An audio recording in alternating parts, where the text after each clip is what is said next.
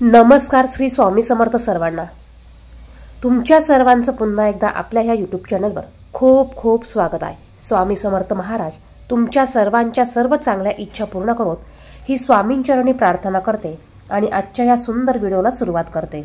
तर पहा, नारळी पौर्णिमा म्हणजेच रक्षाबंधन ही सोमवारी 19 तारखेला आलेली आहे।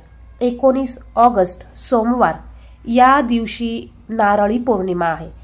त्याचप्रमाणे या दिवशी श्रावणी सोमवार देखील आलेला आहे आणि बघा, प्रत्येक महिन्यात येणाऱ्या पौर्णिमेला विशेष असे महत्त्व असते। त्यातल्या त्यात ही नारळी पौर्णिमा देखील आहे आणि श्रावणी सोमवार देखील या दिवशी आलेला आहे। म्हणूनच आपल्याला या दिवशी 11 आंब्याच्या पानांचा अत्यंत प्रभावी असा साधा सोपा उपाय करायचा आहे। तो कसा करायचा याच विषयीची माहिती आपण आजच्या व्हिडिओमध्ये बघणार आहोत। पौर्णिमा तिथी ही माता लक्ष्मीला समर्पित असते आणि माता लक्ष्मीला प्रसन्न करून घेण्यासाठी आपण भरपूर असे उपाय सेवा या पौर्णिमेला आणि अमावस्येला करत असतो।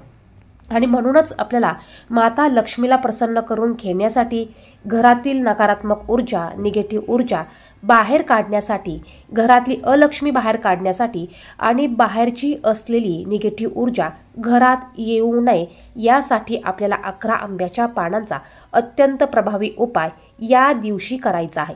हा उपाय तुम्हाला सकाळीच करायचा आहे।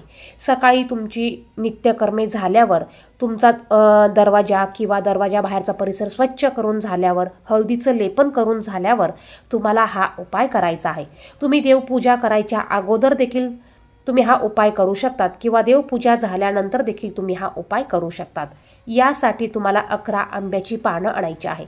पानं, देठाची पानं आणायची आहे। फाटलेली, खराब झालेली पानं घ्यायची नाही। 11 पानं आणा, ती स्वच्छ करून घ्या, स्वच्छ धुवून घ्या। गंगा जलाने स्वच्छ पाण्याने ती स्वच्छ धुवून घ्यायची आहे। तुम्हाला जर का 11 आंब्याची पानं मिळाली नाही तर तुम्ही 7 किंवा 9 पानं घेऊ शकतात। परंतु आंब्याची झाडं ही प्रत्येकाच्या दारात किंवा प्रत्येक ठिकाणी असतात। शक्यतो 11 आंब्याची पानं तुम्हाला घ्यायची आहे।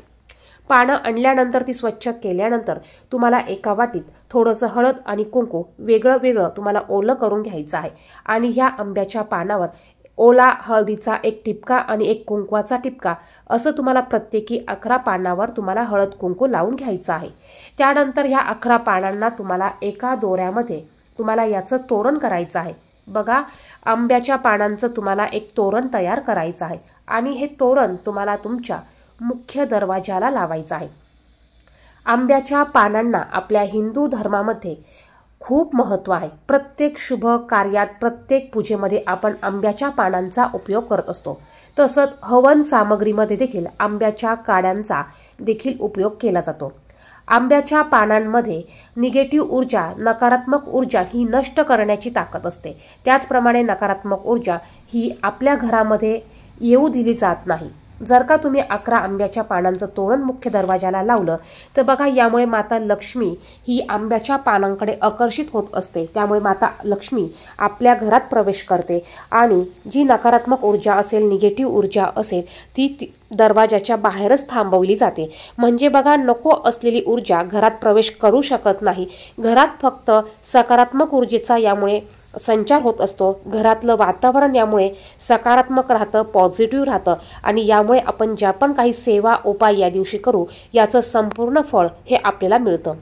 आता हे आंब्याच्या पानांचं तोरण तुम्ही लावत असताना तुम्हाला श्री स्वामी समर्थ, श्री स्वामी समर्थ किंवा श्री महालक्ष्मी नमः, श्री महालक्ष्मी नमः या मंत्राचा जप करायचा आहे।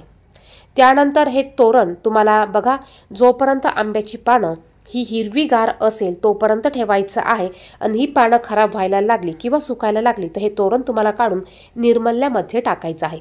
एखाद्या झाडाखाली देखील तुम्ही हे टाकू शकतात, कारण सुकलेल्या पानांचं तोरण किंवा सुकलेली पानं आपल्या दरवाजाला तशीच ठेवायची नाही।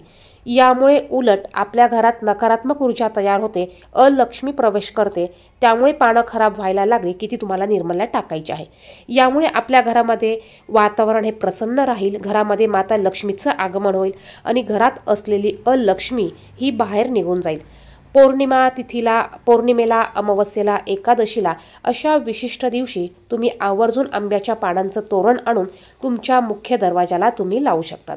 व्हिडिओमध्ये सांगितलेली माहिती आवडली तर व्हिडिओला नक्कीच लाईक करा, चॅनेलवर नवीन असाल तर असेच माहितीचे व्हिडिओ बघण्यासाठी चॅनेलला सबस्क्राईब करा। त्याचप्रमाणे राखी पौर्णिमेचा मुहूर्त काय असणार आहे, भद्रा कालचा वेळ काय असणार आहे, याविषयीचे डिटेल्स व्हिडिओ आपल्या चॅनेलवर आहे, ती व्हिडिओ देखील तुम्ही पाहू शकतात।